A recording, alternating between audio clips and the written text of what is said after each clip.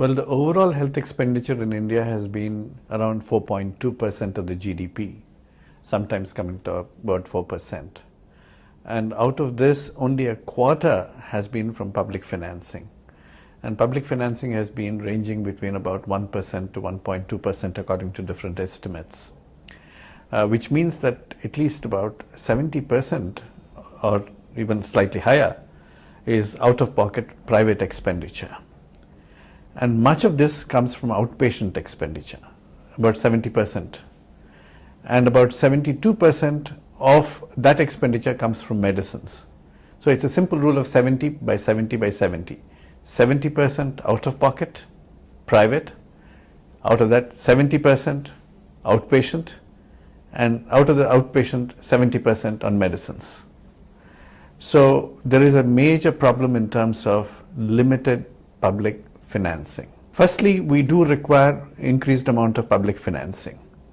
If we have to achieve universal health coverage with adequate service provision and financial protection, we need to increase public financing of health to more than 3% of GDP, preferably closer to 4%, but at least 3% of GDP should be public finance. Unfortunately, there has been far greater expenditure disproportionately on secondary and tertiary care.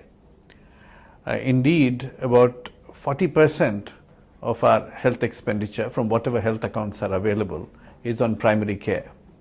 And about 38% of the health expenditure has been on secondary and tertiary care, but this is 2005 figures. Now with Rashtriya Swasthya Bima Yojana and a number of other health insurance programs, I am sure the expenditure on secondary and tertiary care has risen further. The remaining amount, about 20 to 22%, is for administration. So primary care, which ought to have been getting at least 60 to 70% of all health expenditure, has been sadly neglected. Firstly, increase public financing on health, and from the increased allocation, spend at least 70% on primary health care.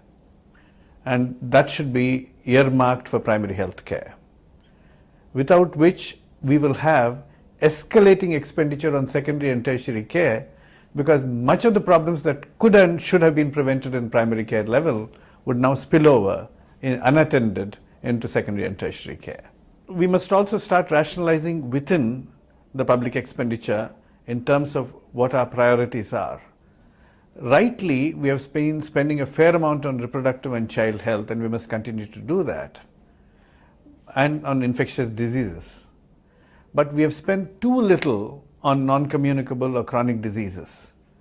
Indeed, when we spent 12.7% of the program-related health budget on reproductive and child health and 6.8% of the health budget on communicable diseases, we spend only 0.9% on non-communicable diseases, which are now the #1 killer and the major cause of disability in India.